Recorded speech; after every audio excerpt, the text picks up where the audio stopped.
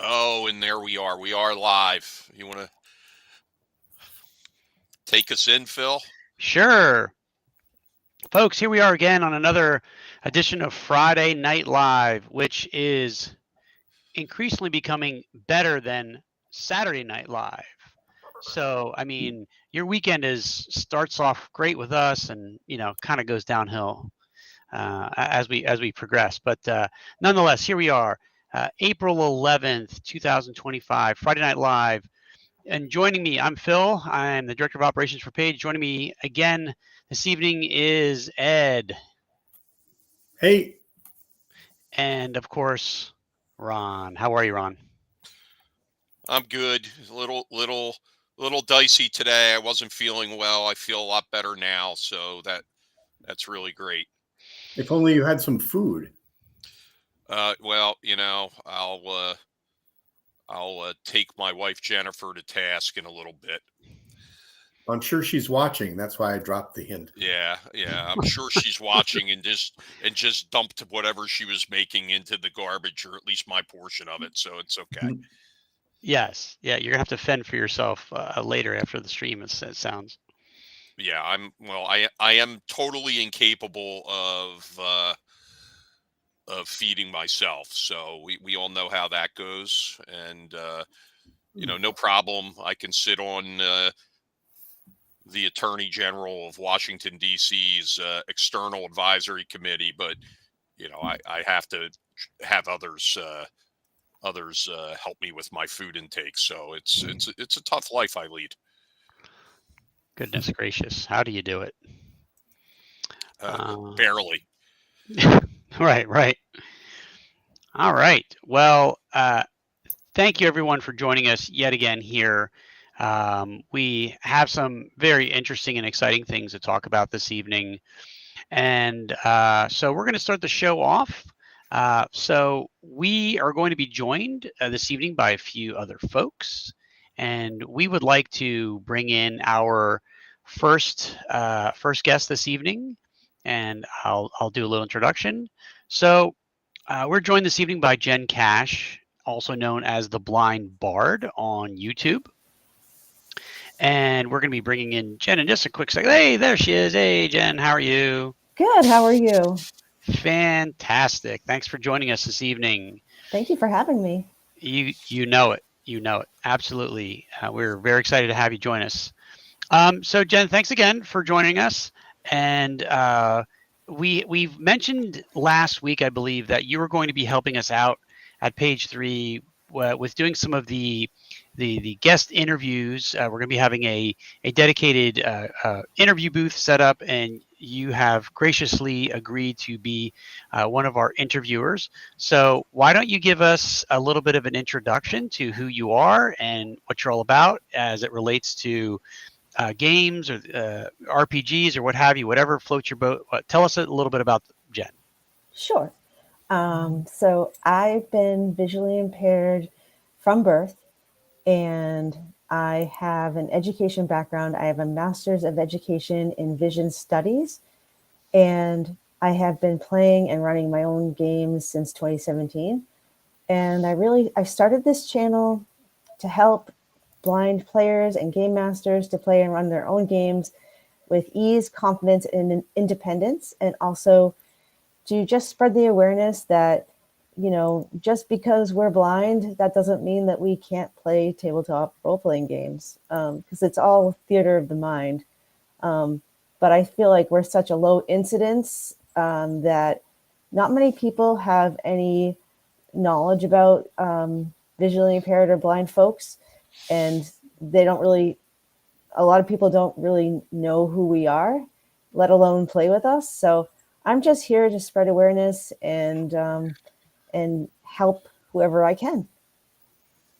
And I'm excited about doing the interviews. I think it's going to be great. I'll get to meet all sorts of people, and I love that.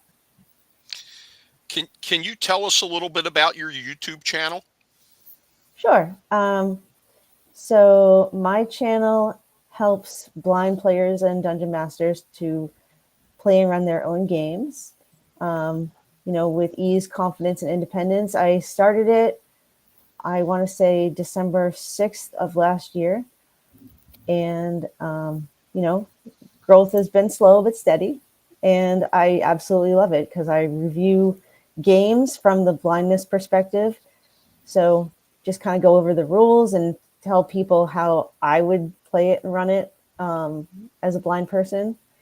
The other content I have some shorts out. I have some Dungeon Master advice out. Eventually, I'd like to have like tunes from the tavern, so my own songs and stories from our games.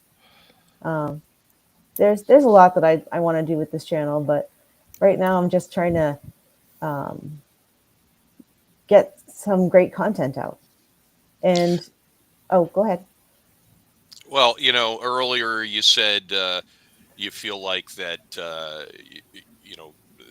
vision impaired folks are such a small segment in the gaming community that people don't see you, they don't really consider that. Well, I can tell you one thing: the three people that are on here with you saw you at Page and saw the amount of enthusiasm that you had throughout the entire convention.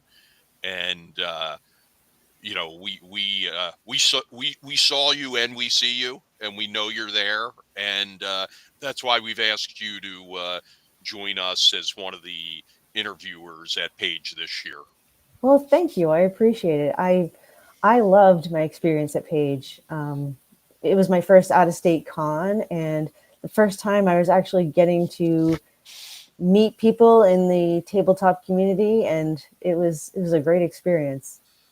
I think your review of Page was the first one I tuned into after the show, and really appreciated it. Oh, thank you. Yeah, I subscribed to your channel right back then, and have been paying attention to a lot of the stuff that you've been going on with. It's been very cool. Oh, I appreciate that. Thank you so much. Hey, we have a quick question for Jen from Jason Thomas Brook. Jen, what type of challenges does being visually impaired bring to the table? How does theater of the mind help in describing an environment? So when thinking of theater of the mind, you really want to be aware of all of your senses, not just the visual, but auditory senses, smell, touch. There's so much that goes into making a good game. So maybe you're walking down a corridor and your feet feel the slope up or the rough terrain, or maybe you hear an echo up ahead, so maybe you're walking into a bigger space, and maybe you smell like, I don't know, like decaying flesh, and so you're like, oh, maybe there's a monster nearby. Just little things like that can make a huge difference. I guess now it was actually a few months ago, I worked in a puzzle in one of my adventures where the players were stuck in a room of continual darkness, and they would see little flashes of light, but what they had to actually do was decipher an audio puzzle that was using musical notes. This was a really, really basic puzzle because it's been a long time since I played a musical instrument, so I could only remember some stuff, and I recorded some things off my iPhone, and the people seemed to enjoy it and everything, but I always thought it didn't go quite far enough. What sort of, have you done, like, I mean, I assume you've done some like auditory puzzles, can you describe one of your favorites, anything that you've done along those lines? Because I'd like to do better with that. Yeah. So the only auditory puzzle was actually like an auditory game. And it involved like listening to like musical notes. I forget what it was called, but you had to walk across all these bones and not wake up the dog. Otherwise it would get you. and you had to, musical notes were the way to get out. And I had to like line it up in both of my ears. You had to use earbuds. So I had to line it up and try and make it out across the room and out. It was a challenge, actually. It sounds pretty cool. I think it gave the, I know in my case, it kind of gave the players, an opportunity to exercise a different part of their brain. One of my friends is really good about using musical stingers and background music, and I've never gotten really good at organizing all of that. But I thought the players got a kick out of it. I'll have to try. I like your idea of the musical bones sort of trap thing. That sounds pretty cool. Yeah. In fact, I'm working on something for my players where they're trapped in a dungeon and all they can see is like a red light that shines through everywhere, but they can't see anything else. And, the magical darkness is pervasive and candles don't work. So they have to figure out a way out of the dungeon and get what they came for and get out. Oh, that's awesome. Now, Jen, we're going to ask you to stay with us and help us talk to our next guest, who's Sure. we're going to allow him to introduce himself because I'm not sure I want to mispronounce the last name, but we have the publisher of Fight On Magazine, which is a great old school RPG magazine. I mean, like, you get a book every time you get the magazine, and Wow. it's really incredible. And we're going to bring in Ignatius now, and Okay. we're going to ask you to help us as part of the interview squad. Sound Great. good? Yeah. All right. Thank you. And here he is. Hello. Thanks for having me on. It's good to be here. You said to have me say my name. I'm Ignatius Umlaut. And I'm the publisher and editor of Fight On, the fanzine. It's great to be here. I really enjoyed listening to Jen. One idea I got, the kind of gaming you do that everybody maybe can draw from to some degree is just remembering to use different modalities when you're describing things. Like, your boots sticking into the mud is kind of awesome for anybody. And, so anyway, I enjoyed that a lot. Well, thank you. Awesome. So you're going to be a vendor this year at Page. Yeah, running games, doing a booth. I'm gonna hit that con hard, man. I'm looking forward to it. What kind of games are you running? Oh, well, I'm going to try a few different ones. I often run old school D&D, and I'm going to try a Shadow Dark game this time because it's popular now. I'm also interested in some of the, experimental kind of retro clone-ish / new games. There's one that came out a few years ago that seems like it got forgotten a little bit. 7 Voyages of Xylarthan. It's kind of a riff on OD&D, and I think it's kind of cool. So I think I'm going to run a game for that too. I haven't made my final decisions, but it's all going to be, kind of classic adventure type games. Sounds fun. Can you tell the audience watching a bit about Fight On? I know I gave a brief introduction, but I don't think I did it justice. Yeah, I'd be happy to. So, Fight On came about in 2007, 2008 originally, and there were a lot of us who had been old school D&D players. Some of us were actually younger, newer old school D&D players. Others went back to the 70s like I do. Anyway, many of us have been playing 3.0. Some of us had not. The direction that first Wizards had gone with 3.0 and then 4th edition, lots of us just increasingly we kind of wanted to be on the bandwagon, but we felt like we couldn't. And then people were also just rediscovering the older games on their own, independent of what Wizards was doing with the new editions. And we reached this kind of critical mass on a few different bulletin boards. It actually grew up out of bulletin boards. And some of the people who were in this, Stu, James Malajewski, who does the Grognardia blog, was one of them. Jeff Reintz did his game blog. And then a bunch of different Gabor Lux, a bunch of different people were just kind of floating around and interested. And so we all just kind of put our stuff together into this. The first issue was just 30 pages. But then it wound up being kind of a big hit. A lot of people were into it. Oh, thank you. Yeah, somebody put the fanzine address up there. Yeah, that's the website. Great. Yeah, that was me. Figured I'd help. Yeah, perfect. Even though you got to be careful if you're going to slander third edition. Well, I'm not slandering it. I enjoyed it. I mean, I did feel like it kind of got bloated as time went on. I mean, then the Pathfinder guys kind of resurrected it in new ways. I mean, I'm not against anything, and I would happily play in somebody's game. But I guess for me as DM, I mean, I'll go back to design, and then maybe we could talk about DM philosophy a little bit. But I like it to go fast at the table. And sometimes, as much fun as all that crunch in some of the modern systems can be, I like the game to just go fast. And I think for me, the older systems often make that easier for me as a DM.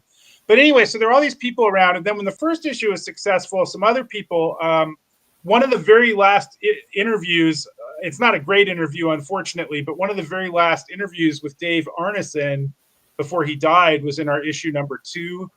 Some of the people from like the indie RPG scene, Vincent Baker, if you know who he is, like Dogs in the Vineyard and Apocalypse World, he wrote a monster generator for us. And so it just kind of became this cool stew of like old grognards and indie RPG people and just people who were kind of into discovering the old school games. And we just kept rolling with it. It went for about 6 years in its first run. And then I hit some major events in my private life. Some were good, some were bad, but they just knocked me out of gaming for a while. But now I'm back in and we're doing the zine again, and it's great. That's awesome. And I want to thank you. You're donating something to us for our Page Gamer Assistance Program charity auction. Do you want to tell the viewers what that is? I am. You're right. I actually hadn't. What did I say to you, first of all? Because I'm definitely doing that, but I had some other maybe ideas in addition. So I don't. Is it the collected volumes? Is that what I said to you, or? I thought you were writing us $100,000 check. That's what you had told me last time. Yeah. We that'd be interesting to auction off 100,000. You had said you were going to auction off you were going to donate a complete run of the magazine. Yes, absolutely. I will do that. That's great, and I'm glad you reminded me of that because I sent you some stuff, but I need to get that marked specifically and make sure you have it and I get it to you in time. But yeah, I'll have a complete run of the magazine for you. I may have some other things too. I don't want to overpromise. I'll just see how much I can get, but I'll have that at least for sure. Yeah. And I'm glad to donate it to your auction too. That's great. Those charity auctions are a really great feature of gaming conventions. I always like to. Yeah, our program is very interesting that we have, we help gamers in who are experiencing financial hardships, and many of them are the original creators of the hobby, and we've been able to do a lot with that. And that's wonderful. We're happy to do it, and so many people are very generous with the way they share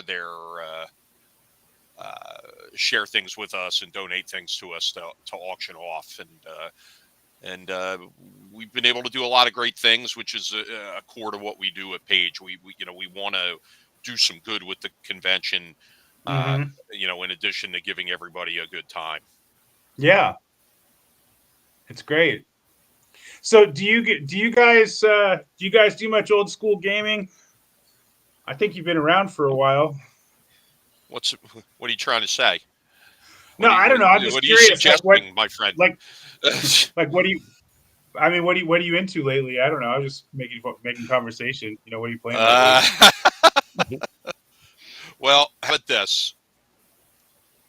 Can we see what's behind me there? Yeah, I sure can. Yeah. So yeah. For me, I I just wasn't going to invest in anything beyond third edition, Mm-hmm.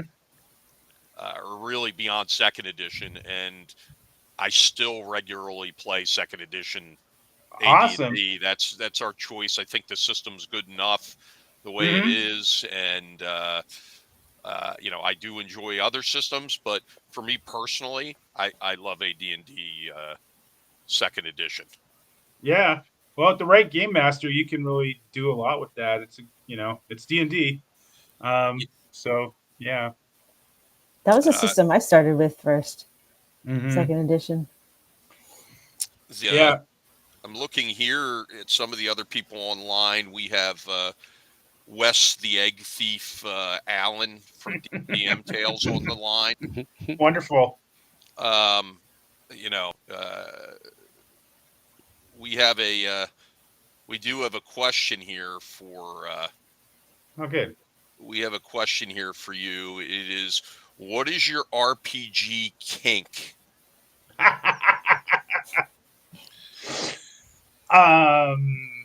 What an interesting question. My RPG. Nothing creepy about it at all. I mean, I play hobbits sometimes. So at halfling PCs. This is a PG show. PG yeah, I show. understand. I mean, somebody asked a question about the latest issue of Fight On. So every issue, I can tell you a little bit more about the fanzine. Every issue we donate to a legend of old time gaming. A lot of them have been TSR D&D guys, but not all. We had an issue for Greg Stafford. We had an issue for Ken St. Andre, Tunnels and Trolls. And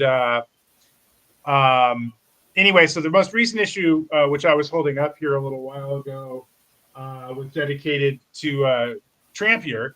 And so we have a Knights and a Knaves column, which is a little bit like the old Giants in the Earth column from Dragon, where we stat up characters from mythology and fiction. And so Alan Grohay, if you know him, Grodog, Sure. Blackblade, he actually wrote a really cool article statting up the guys in the Wormy comic strip for D&D. And then an artist, Stone Giant, drew them all. He's really good. And so we have these kind of cool retro Wormy illustrations in our current issue. So that's what we do. I was kind of interested because it came up recently.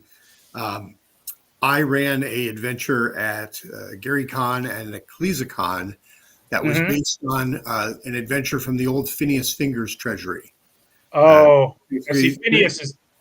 Yeah, Phineas against the Cloud Giants. And basically I started up some of the major characters from Phineas, and they had to basically work for Orcus to retrieve his Rod of Orcus that had been stolen by the King of the Frost Giants, or King of the Cloud Giants. I changed up the adventure. I created a beanstalk that they got to climb up.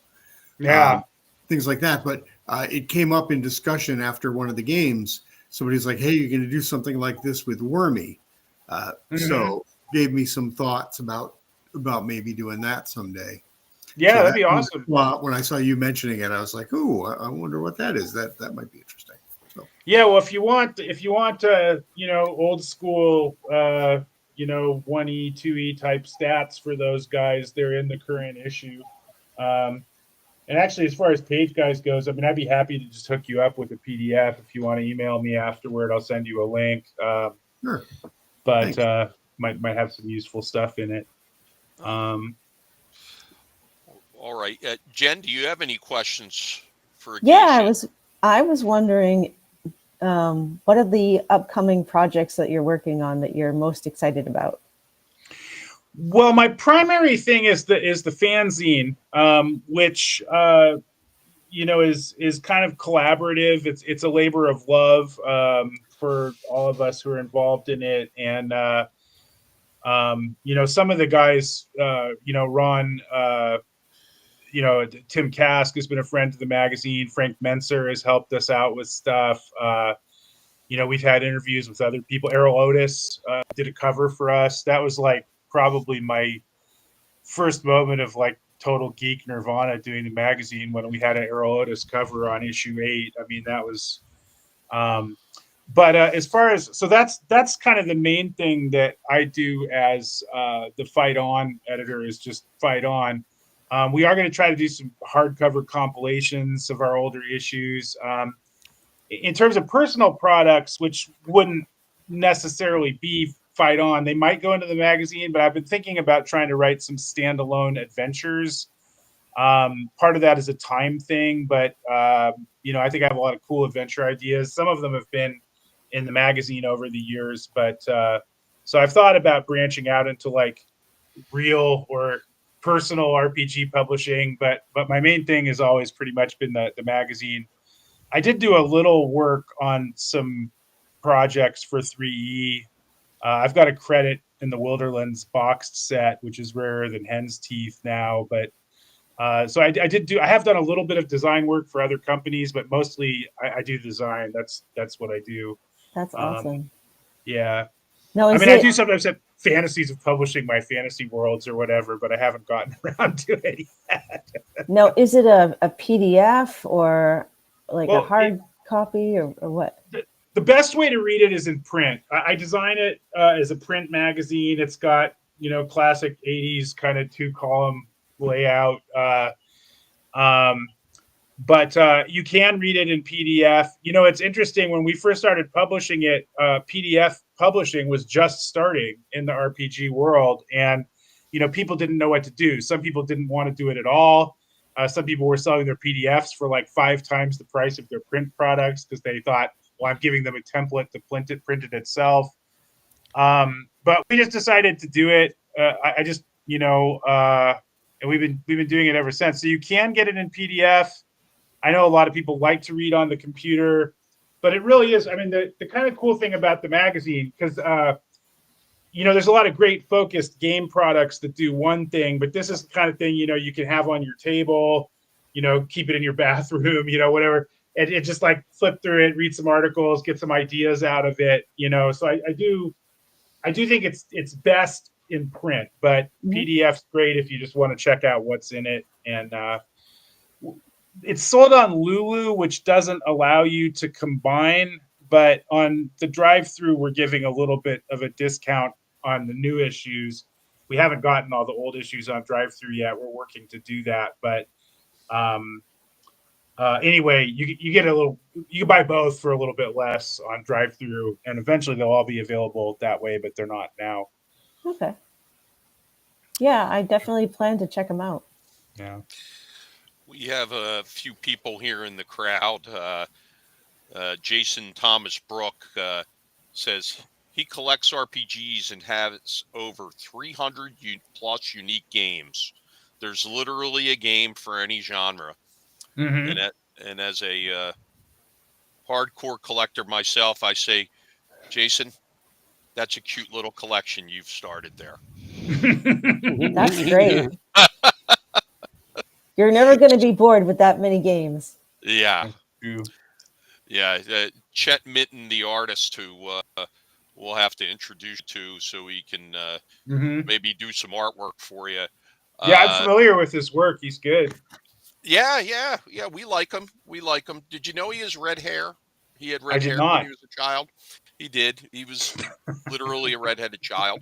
But Chet's awesome, and his comment is everything's better in print. Yeah. Well, that's yeah. Like I said, when we started it, we didn't even know what PDF was. It's just, I was like, oh, look at this option. It was something we like literally discovered by accident, because it was so new at that time. One of the But- things I kind of subscribed to back when I was working at TSR and Mhm. West End, when we traded a lot between, industry people. It was great to go to a convention so you could swap stuff with other companies. Mhm. And one of the things we always used to say is it doesn't count as part of your collection until you actually play it. And I've actually been dealing with that with my board game collection, which is Yeah, me exploded too. recently. And I've actually got a spreadsheet of all the games that I have, a bunch of pertinent information, and then a column and a highlight that's like, have you played this yet? And if you haven't, then it doesn't count. So Yeah, I've got a crazy wargaming project that I've got, 10 games stacked up for and these weird ideas about how it's all going to fit together. And I haven't even cracked into it yet. I'm gonna, I know I'm, but I know exactly what you're talking about. I wish I'd been able to play all the games I had bought. Yeah. We just bought a lot of games from Page and TotalCon, and our library keeps growing. Yeah. I Eventually, we're going to get to them all, but I don't know when. Well, listen, that's a good problem to have, that you're not being sure when you're going to get to them all. So let's see. We have any other questions here for Ignatius before we let him go? Yeah. I go back all the way to OD&D days. I've got lots of stories if anybody wants them. I don't. I can tell you at the con too if that's works out better. Well, we're going to have to get you to work with Ed a little bit and maybe get you involved in one of the publisher seminars that we have going on. exactly what I was thinking. Yeah. Yeah, I'd be happy to. I'd be happy to do that. Here's a weird trivia bit. My first therapist was Gary Gygax's co-DM for the original tournament run of Vault of the Drow. And I was going to this guy for help in graduate school. And at the second session, there's a funny tick. Gamers, right? You're talking to them, it's normal. And then there's this funny tick in your voice. I'm like, this guy's a gamer. And so I looked him up. And anyway, I got a bunch of fun stories about Gary out of him, which was not necessarily the best thing for my therapy, but it was enjoyable. And gaming's kind of followed me my whole life. I teach for a living. But wherever I go, I always like that. I mean, that's a very extreme example, but there's always gaming people coming into my life, whether I'm trying to find them or not. Now I'm trying to find them, so it's great. But anyway, well, that's awesome, and we thank you for coming on with us tonight. We don't want to keep you too much longer. Sure We've got thing, a man. couple of other programming things we're going to get to, but we're really looking forward to seeing you at Page this year. And it sounds there's many of our guests are people that you know personally. Yeah, some of them are for sure. Yeah, And, so it'll be great. And I want to say, your con just seems great to me, man. Like, it seems like you're a real class act. You bring people in, you help people out, and it sounds like a lot of fun. And if I had the organizational strength and bandwidth to start a con like you've done, I think I'd just steal your model, because it seems like you're building this thing up great. So I hope it goes well, and I'm really looking forward to being there. Often imitated, and some results may vary if you do that. Believe me, it can be just a lot of fun coming and being a guest at a show and not having to actually run it. So yeah. Well, you're stuck now. Sorry, yeah. That ship sailed on you for the. See, we've had Dave Simpson from Gamers on Games check in, and we've got a bunch of folks here from Massachusetts, New England, on the call as well. So cool. All righty. So all right. Thank you, Ignatius, and thank you. check out Fight On Magazine. It's really great. I endorse it wholeheartedly. Thank you. I have a set, and when I found out he was beginning to publish again, I might have been one of the first people to reach out to you and say I need. You did, and I appreciate it. And you tried to get me a page last year, and I just wasn't able to. But I'm not going to make that mistake twice. Well, and go ahead. The website is fightonzine.com. Just fightonzine.com. So it's real easy to remember if any of your distinguished guests would like to check it out. You can post it in the chat. Yep. Somebody. Yeah. Good. Yep. Yeah, we have it in there now. Yep. Fightonzine.com. Yeah. So you were talking about stuff in the chat. Oh, sorry. This is segueing. One of our artist guests, Stan, was talking about how his gaming kink was playing hobbits that wear boots. And one of the things I think is very funny is another of our guests, Bill Slavisek, when we all worked together at Wizards, he was adamant that hobbits or halflings should wear boots. He's like, it's silly that you're going around in dungeons barefoot. So I'm still the lone holdout about barefoot hobbits, though. No, I'm with you 100%. All right.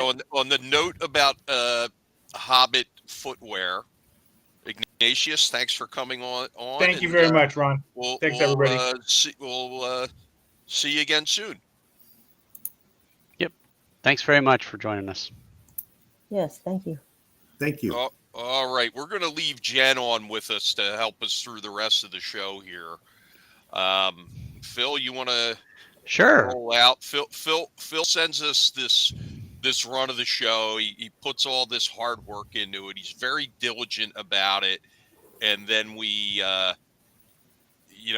basically tear it up, about 10 seconds into the show and get off script. And, if you see his eye twitching and him starting to shake, that's why, folks. Ron, you have to remember, I teach high school for a living.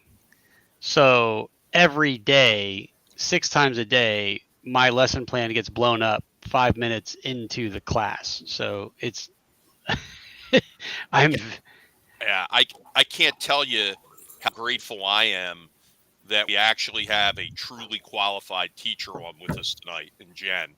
Yes. Because I 20 years of being a total hack, and they still haven't figured out how to get rid of me. It's a journey, I'll tell you. Yeah. I saw that joke coming about 1,000 miles away. Okay, I'm just as soon as she said it, I'm like, I gotta get that. Yeah. Of course, why not? But anyway, folks, if you're still on the call, remember there are a myriad of different ways on how you can stay informed and up to date about what's going on with Page. And so it's always a good and healthy reminder to remember that linking up with us on Facebook, Instagram, Blue Sky, TikTok, Discord, and of course now on YouTube as well. Please pick your preferred platform or more than one and hop on for the ride. We do tend to push out a lot of information over our Facebook accounts. So that's where you'll likely find the most up-to-date and recent stuff. Although we are also trying to mirror some of that over on Blue Sky and weekly here on YouTube. So, of course, if you are not liked and subscribed to the page and have hit that all-important notification bell to let you know when we are either going live or uploading other videos. And speaking of that, I'm going to upend my own run sheet here, and I'm going to remind folks that a new video did go up on YouTube earlier today, featuring Planet X Games' Levi Combs, as he had an interaction with Page's mascot Phil E. Cheesesteak from Page 2 just a couple of months ago. So we're meeting out those videos that we've collected from the con every couple of weeks or so.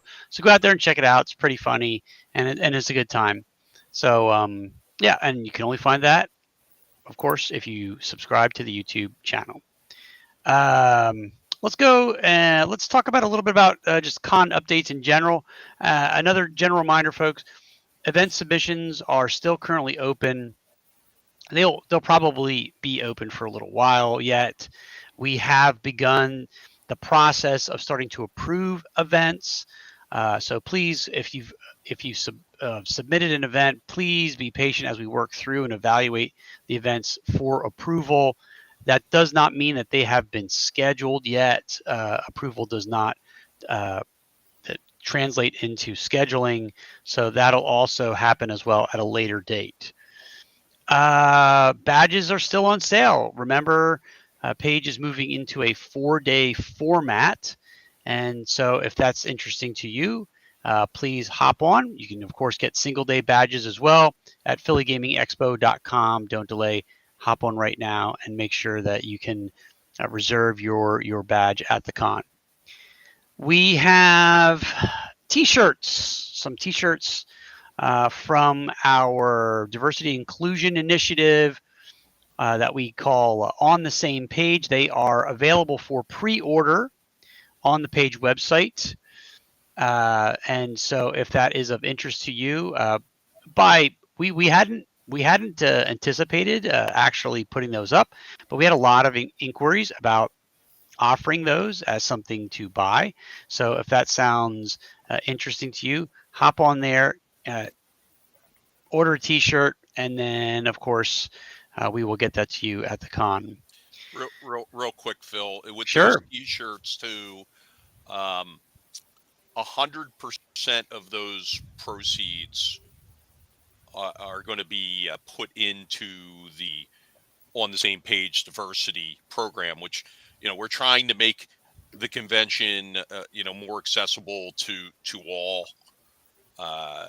Many have transportation issues, and we're going to use that to get more people in the door at reduced or lower costs, perhaps even contracting with a shuttle bus company to run back and forth from Philadelphia proper, in an effort to be just more inclusive, and that those sales will go towards that, in addition to the initial $2,500 that we earmarked to help fund the initiative. I don't know if this is pertinent to anybody who's actually watching here, but I think, Ron, didn't you say you could also buy this merchandise even if you weren't going to the show and have it shipped to you? Is that correct? You can. What you'll need to do is you'll need to let me know, because our CRM, online CRM, has a little bit of an issue if you don't have a badge. But what we can do is we can set you up with a purchaser badge, just if you want to support us, if you want to make a contribution without a badge, whatever you want to do, make a contribution to the Gamer Assistance Program. Just let me know, and we'll get you what we're going to call a donor badge or a buyer badge, and we'll get you that for free so you can make your purchases, and then hopefully in future years you'll actually be able to come to the show if you're not unable to make it this year. That's great. That's awesome. Yeah, so if that's an option, something that you're interested in, like Ron said, make sure you reach out and give him your info.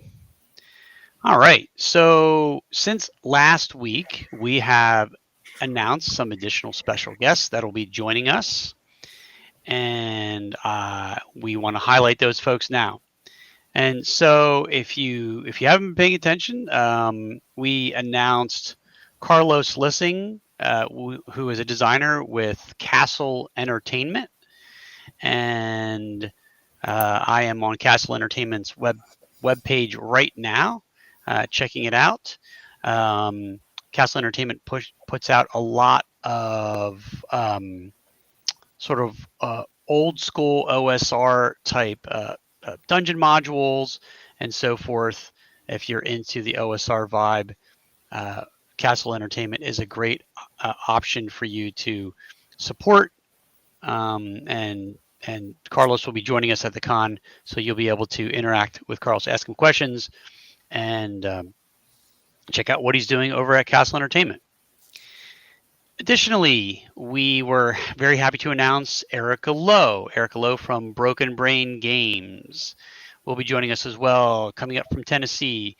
If you don't know Erica's work, she is the co-creator of Ragnaborg, and Ragnaborg is, like the name possibly suggests to some of you, if not all of you, because you guys are RPG folks, is a Morkborg hack.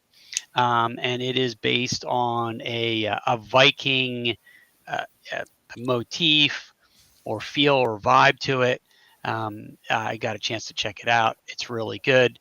Erica is a very nice person, and we are very happy to have her join us.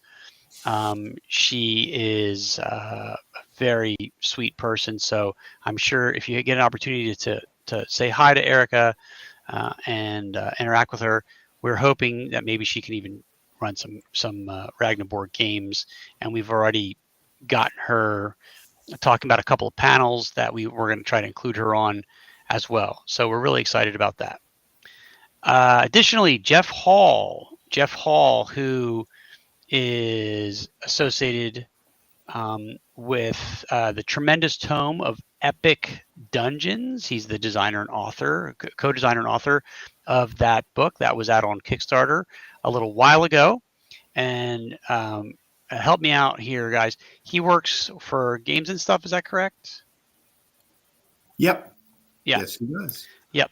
Jeff is not only works at Games and Stuff, but he's also contributing designer to a bunch of stuff, including a really strong focus on terrain and props and such like that. I believe he co-authored a book on the subject. Yep. And I think that if it might be a different book, the Tremendous Tome of Epic Dungeons. I know that is a terrain book. I get a chance to check it out. But yes, so Jeff will be joining us as well. And then finally, Merle Rasmussen. If you have ever heard of the game Top Secrets, then you know Merle's work.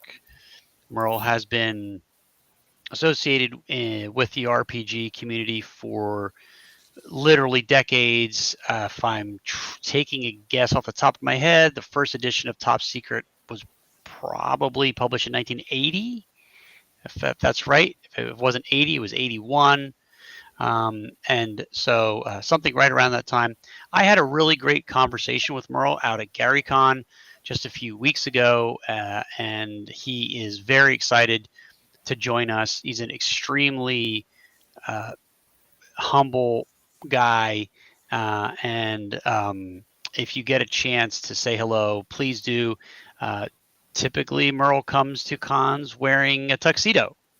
So if you see a gentleman wearing a tuxedo, that you know that it's Merle, and maybe we get lucky and he'll run a couple games of Top Secret for us, which is a really, really great opportunity for attendees. So more guests to be announced every week. Merle, yeah, as well known as he is for Top Secret, it's often overlooked that he authored several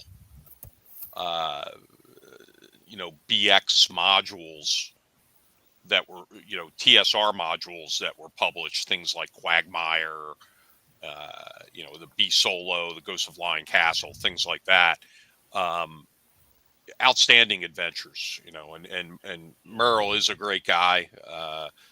So glad we have him, and as Chet's saying here, Merle's such a nice, approachable guy. We've been very fortunate at Page to have approachable guests. Our goal is to maintain a very good guest to attendee ratio. And I'll be honest. I mean, if guests aren't approachable, um, we don't invite them back. I mean, that's the whole key. We want the attendees to be able to interact with these creators that they're fans of, that they may have been fans of for decades, and a an unapproachable guest or somebody who brushes off an attendee, it's not it's not a good feeling for the attendee. And it's important to us that everybody has a good time, and everybody's engaged, and I think that's so important, and Merrill fits right into the mold of what we look for when we bring in a special guest. Now, interestingly, we've announced, I think, 28 special guests so far. Something like that. I think it was 25 last week. So yeah, we've announced a few more. Yeah, so there's still 45 or so to be announced, folks. Yeah. So pay close attention during the week, and I'm sure throughout the next few weeks we're going to bring on a few special guests onto the program as a surprise announcement that they'll be attending Page this year. I'm looking forward to that. One little peek behind the curtain. Something that Ron and I talked about after last year's Page, and Phil was involved in this as well, is that whole guest accessibility. One of the things that I've emphasized to all the special guests who signed on so far is that, assuming they don't have other commitments like running a booth or something, we like to make sure that they have at least 12 hours worth of programming that they're responsible for. That could be running games, that could be autograph signings, that could be seminars, it could be other interesting stuff that we come up with. So yeah, every guest who comes to the show will be contributing. They're not just hanging out, but they will also have enough time to have fun. I mean, that's 12 hours over 4 days. Some people will do much more.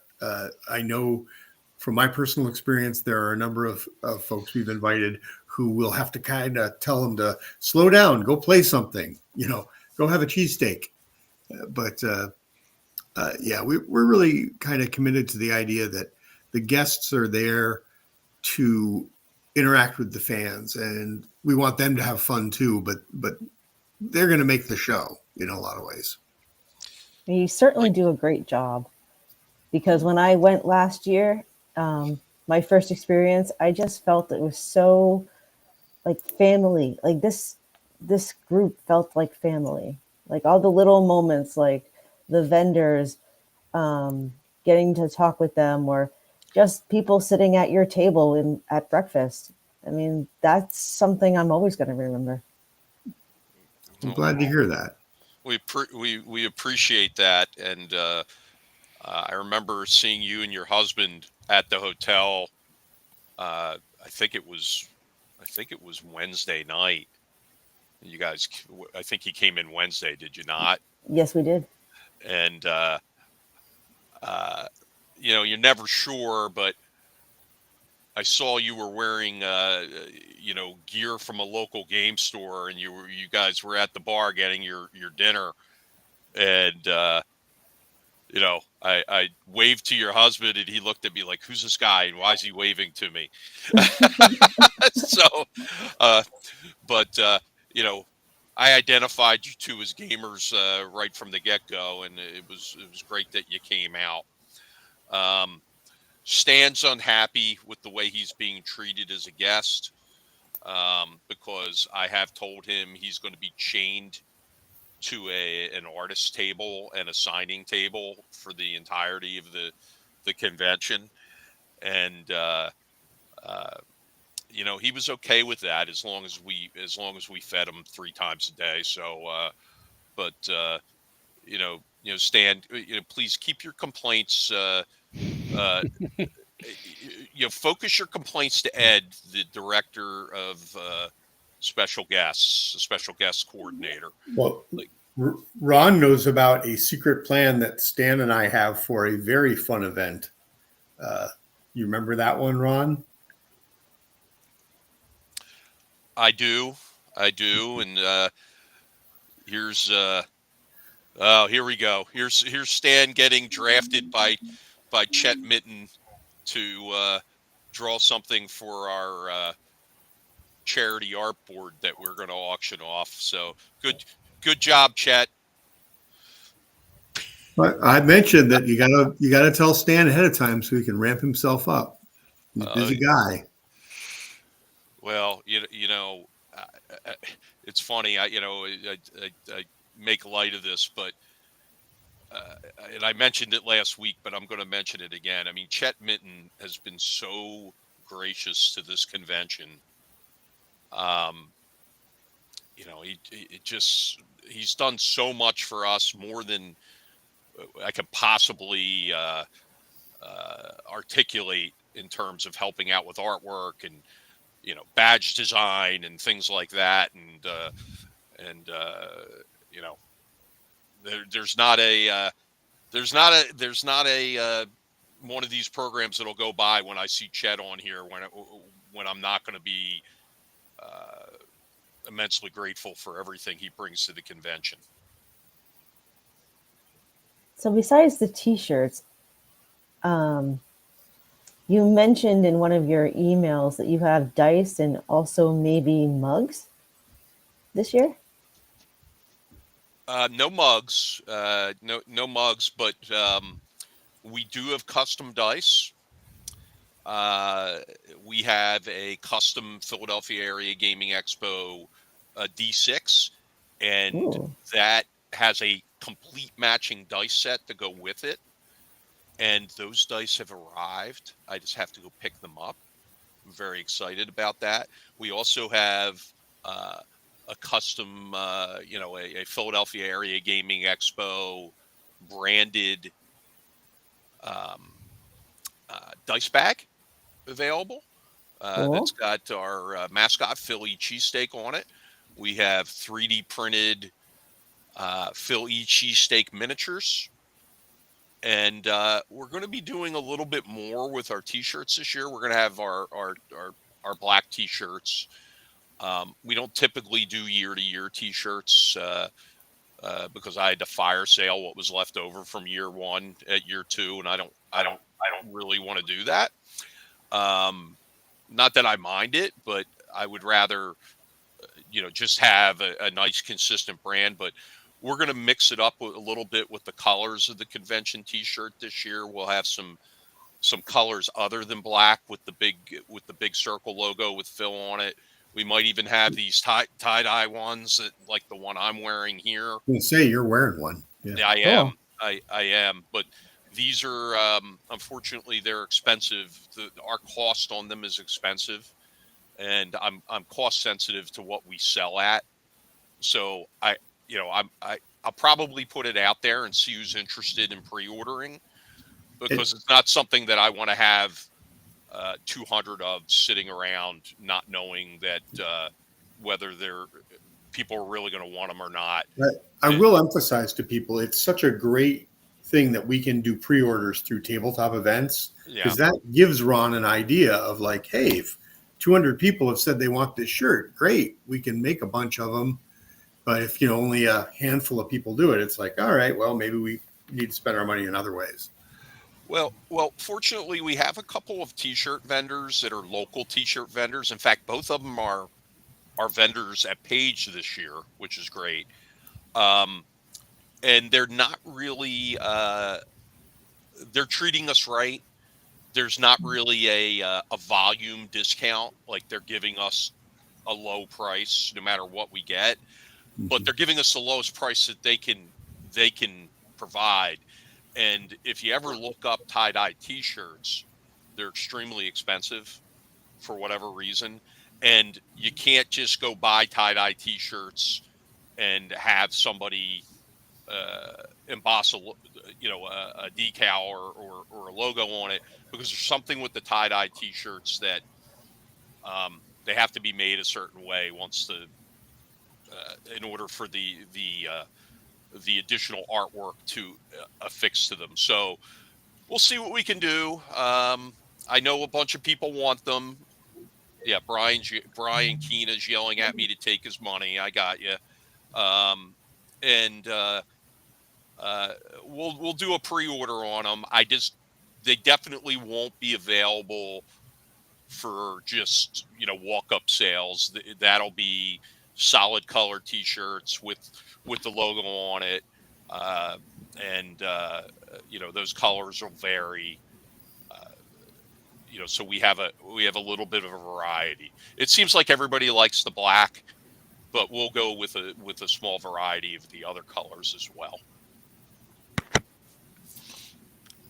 All right, Phil. I'm sorry. Phil's befuddled because we got him off script.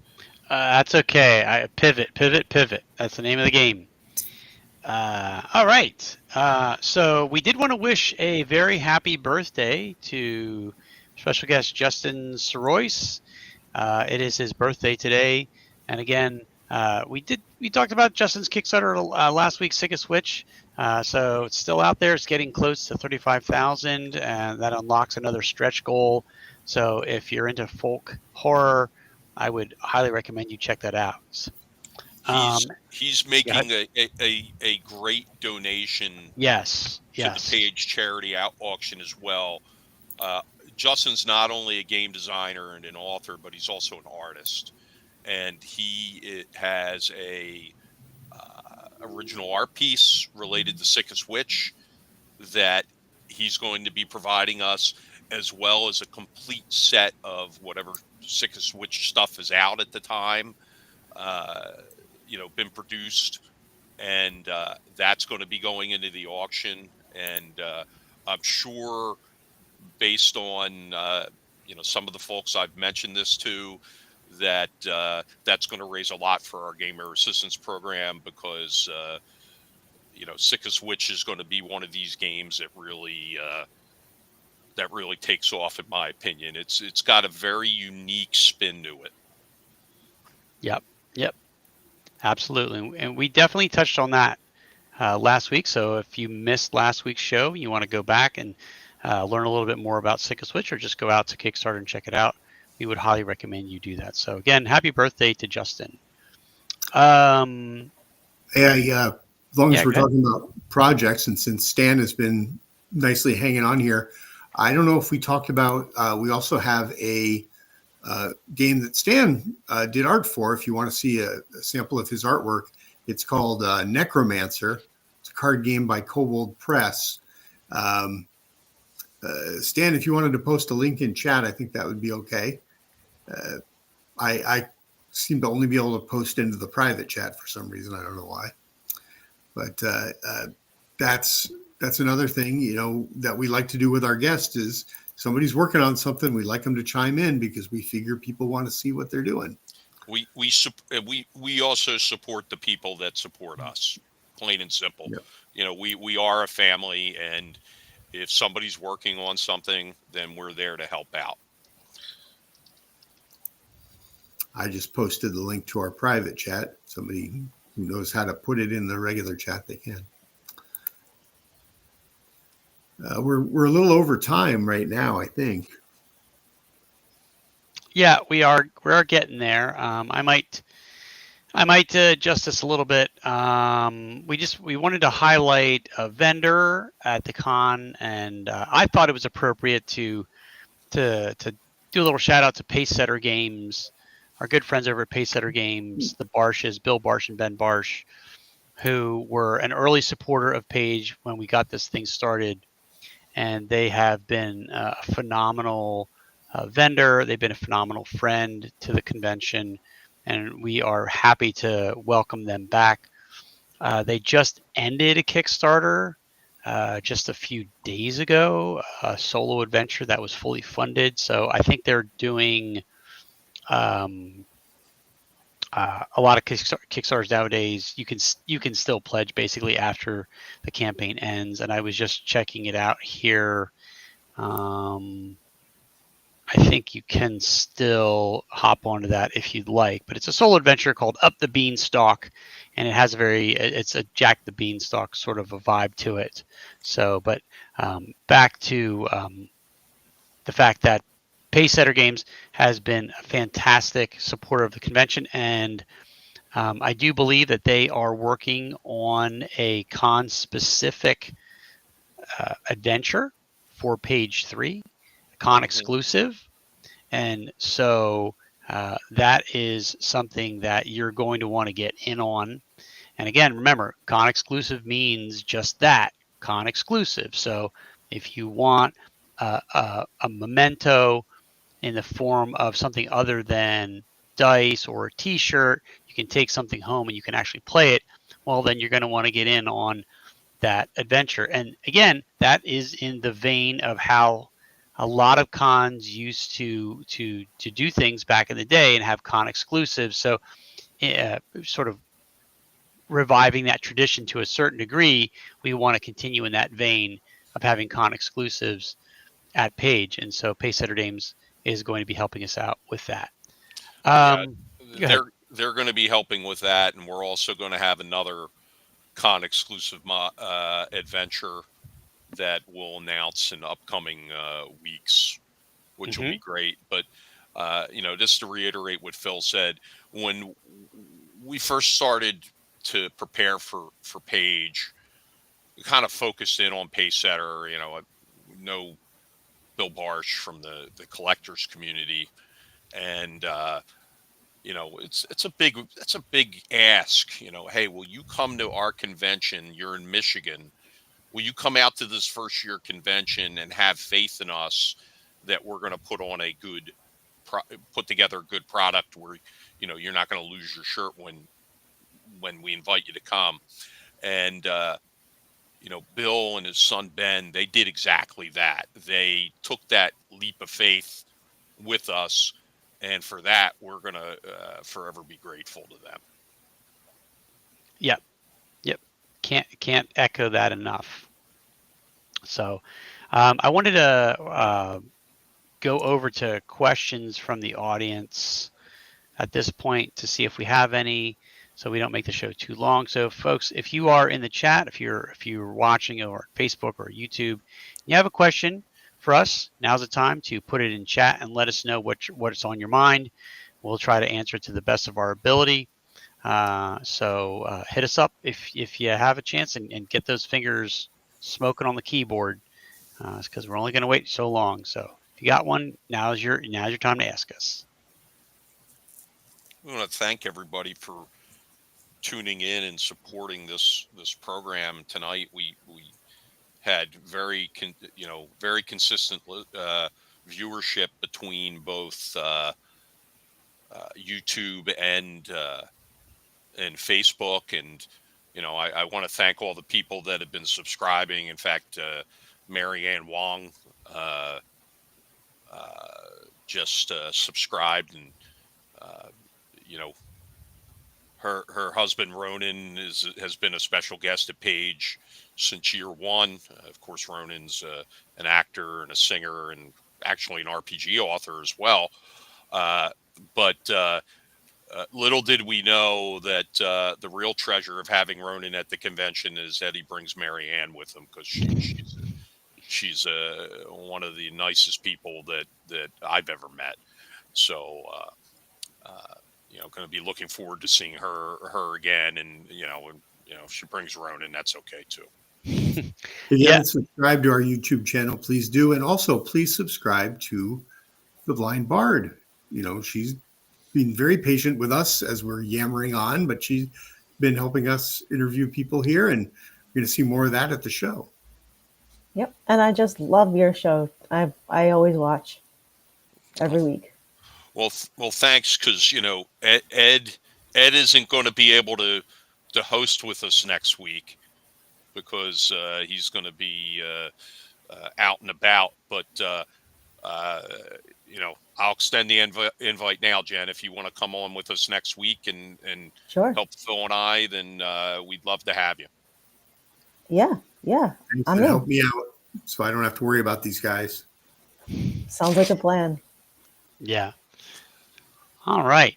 Well, I think we're gonna get close to the end here, and so again, just to reiterate what Ron said, we thank everybody for joining us, and we are going to be adding other guests to join us here and just talk about stuff, whether it's page related or just RPG related in general, as we continue to grow the channel, as we continue to refine the format here as to how we like to get information to you folks. So again, thanks so much for joining us, and we will see you next Friday. Bye bye. Thanks, everybody.